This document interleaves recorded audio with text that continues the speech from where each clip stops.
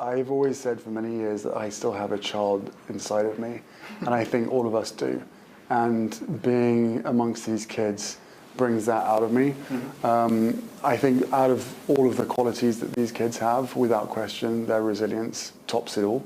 At the 2025 WellChild Awards, a moment unfolded that has already etched itself into the annals of royal history.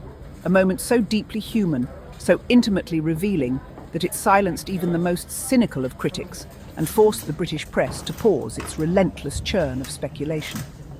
It was Prince Harry, standing not as a duke, not as a spare, not as a man defined by palace politics or tabloid caricatures, but simply as himself, raw, open, and disarmingly sincere.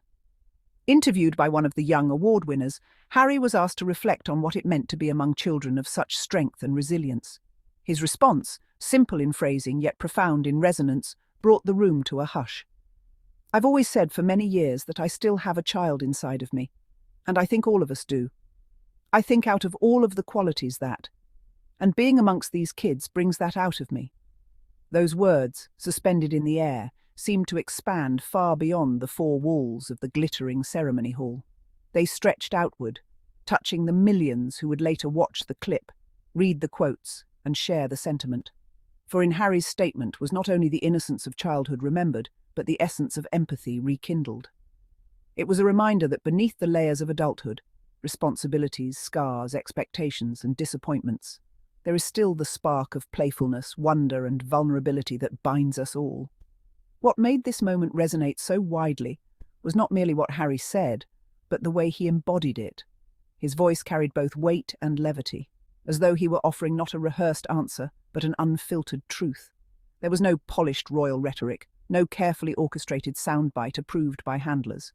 This was Harry stripped of pretense, a man who has been through the crucible of media torment, personal loss, and global scrutiny, yet still stands with a heart open enough to acknowledge that the child within him remains alive, and that it comes alive most vividly in the company of children who teach courage by simply existing. Observers in the room described the reaction as palpable. A few parents of award-winning children, already emotional from the ceremony, were seen wiping away fresh tears. Reporters noted a sudden stillness, the kind of silence that only accompanies authenticity. For years, Prince Harry has been portrayed in fractured ways, sometimes as a rebel prince, sometimes as a misunderstood exile, sometimes as a polarizing figure trapped between tradition and independence. But here, in these words, he stepped outside of all categories. He was neither rebel nor royal. He was simply a man reconnecting with the child that loss, duty, and time had tried to bury. To understand the magnitude of this moment, one must consider the long arc of Harry's life. The boy who once walked behind his mother's coffin at the age of 12, stripped of the normalcy of childhood by an unrelenting public gaze, carried scars that the world could not see but often speculated about. Diana's loss froze his innocence in time. It both defined him and robbed him of the carefree freedom that most children are allowed to retain. For years he has spoken about the struggle to reconcile that grief with the expectations of a prince. And yet, on this night, he revealed something extraordinary. That despite the shadows, the child in him never fully disappeared. That somehow, against all odds, it still flickers.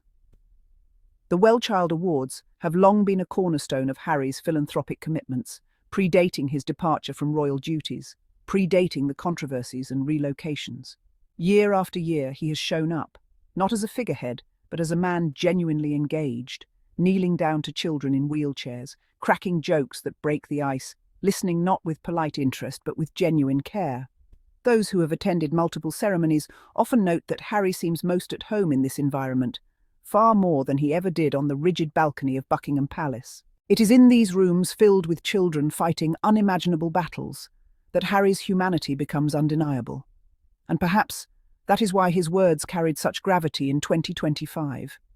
They were not abstract musings, but lived truths, shaped by years of shared moments with children whose courage dwarfs any crown. Critics often say Harry is too emotional, too unguarded, too willing to reveal what royals are trained to conceal. But on this night, those very qualities became his strength. The line about having a child inside of me did not weaken his authority, it deepened his credibility. For who better to speak of retaining childlike qualities than a man whose life has been defined by the loss of his own childhood? Who better to remind us that the resilience of children can awaken joy, laughter, and vulnerability than someone who has made it his mission to sit with them, to hear their stories, to celebrate their victories against odds? As the clip circulated online, praise poured in not only from fans, but also from unexpected quarters. Journalists who had once critiqued Harry for being distant or defiant found themselves admitting that his candour was refreshing. Parents of children with disabilities flooded social media with posts about how much it meant to see a public figure speak so tenderly about the importance of childhood spirit. Psychologists even weighed in, noting that Harry's words aligned with what developmental experts have long said, that maintaining a connection to the child within us can foster resilience, creativity, and compassion. But perhaps the most poignant reactions came from those who have followed Harry's journey since he was that grieving boy in 1997. To them, his acknowledgement of the child inside him was not just a statement, it was a reclamation. It was proof that despite the trauma of his youth, despite the relentless intrusions into his private life, despite the constant critiques, Harry had not allowed the child he once was to be erased. Instead, he carried that child with him into adulthood, allowing it to guide his compassion and his advocacy. The drama of this moment also lies in its contrast with the monarchy's traditional image. For centuries, royalty has been associated with stoicism, with the suppression of inner selves in service of duty. To admit to carrying a child inside would once have been seen as frivolous, even weak. Yet in 2025, Harry flipped that narrative. He turned vulnerability into a form of strength, suggesting that embracing our childlike qualities, playfulness, openness, curiosity, hope, is not a flaw but a gift. In doing so, he quietly redefined what it means to lead in the modern age. In the hours and days that followed, headlines reflected the gravity of his words. Some tabloids, usually quick to sensationalize, declared this one of Harry's most moving public remarks in years. Broadcasters replayed the clip in extended segments, analysing the subtle shift it represented, not only for Harry, but for the broader conversation about emotional honesty in public life. Commentators debated whether this moment could signal a new era in how public figures engage with audiences, less guarded, more real, more human. And yet beyond the analysis, beyond the media spin, what lingers is the image itself. Harry, eyes soft, posture relaxed, speaking to a child, and through that child, speaking to the world. It was not a speech from a podium or a statement in an interview. It was an exchange in which a man's truth spilled out naturally, in rhythm with the environment of love and courage surrounding him. The WellChild Awards have always been about celebrating children whose strength outpaces their years, but in 2025, they also became about celebrating the child within all of us, as articulated by Harry. And that may be his greatest gift, not simply to champion causes or lend his name to charities, but to model what it looks like to remain in touch with the essence of humanity, despite all efforts to suppress it. As night fell on the ceremony, applause thundered, not just for the children who were rightly honoured, but for the prince who, in his own way, reminded the world that to be among children is to remember ourselves, that in their laughter, in their resilience, in their refusal to surrender joy, even in the face of illness, we are called back to the child within us. Harry's words crystallized that truth. They did not just shake tabloids, they awakened something deeper, something enduring, something that will echo long after the glittering lights of the awards fade. Among the many children who met Harry that evening was 7-year-old Noah, whose journey through a series of complex surgeries had left him frail in body but unshakable in spirit. As Harry knelt to speak with him, photographers instinctively reached for their cameras, sensing the moment's electricity. But what unfolded was not a staged royal tableau.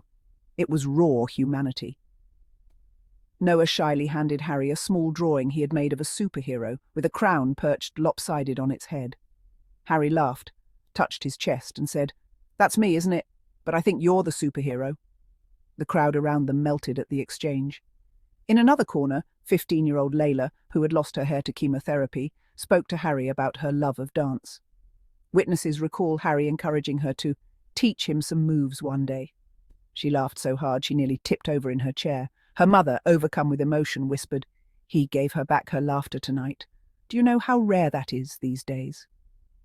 Such small exchanges built into the tapestry of the evening, proving that Harry's connection with the children was not a performance but a lived truth.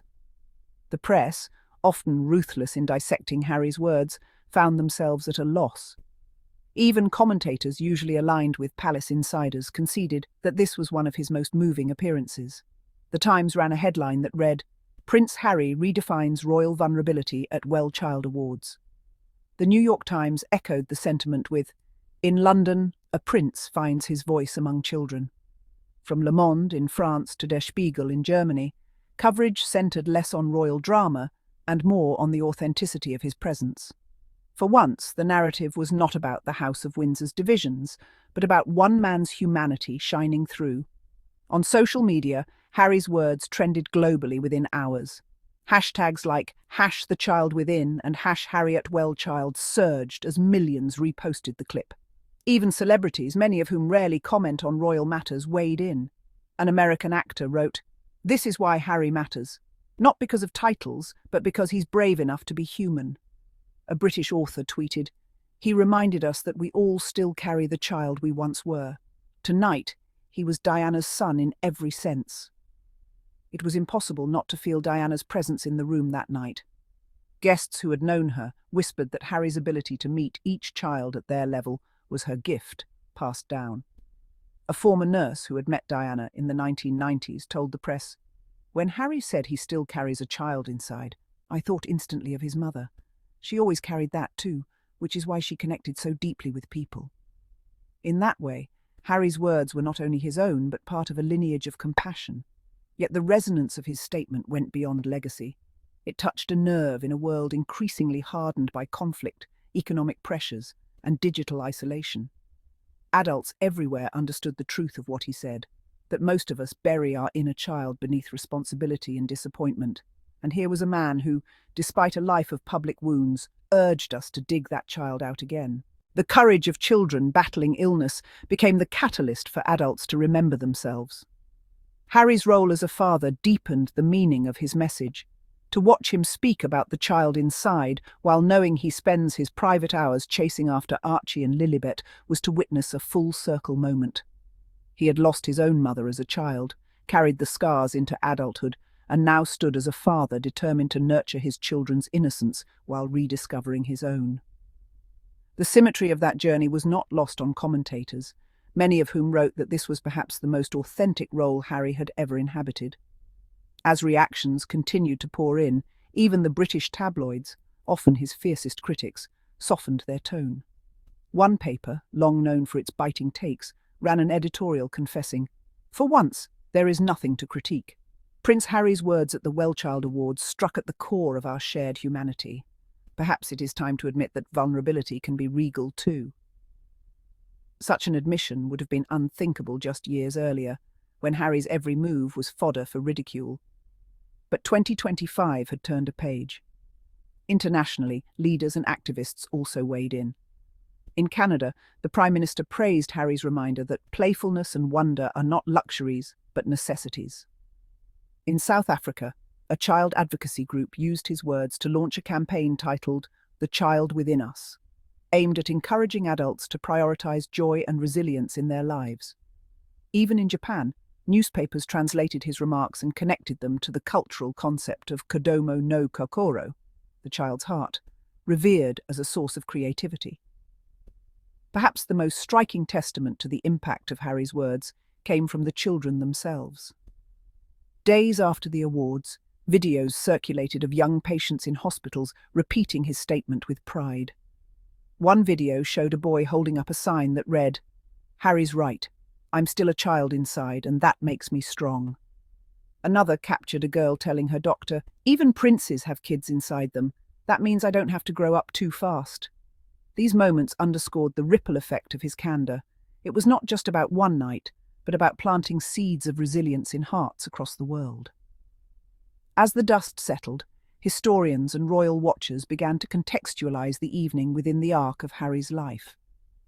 They noted that while his earlier years were marked by rebellion, his later ones by controversy, this chapter might be remembered as his redemption. Not redemption in the sense of winning back favour with the institution, but in reclaiming his narrative as a man who used his voice to spotlight courage and tenderness. And so, the WellChild Awards of 2025 will not only be remembered for the extraordinary children it celebrated, but for the moment Prince Harry redefined himself before the world. His words, etched into headlines and hearts alike, reminded us that the child within us does not vanish with age, nor with grief, nor with the weight of expectation.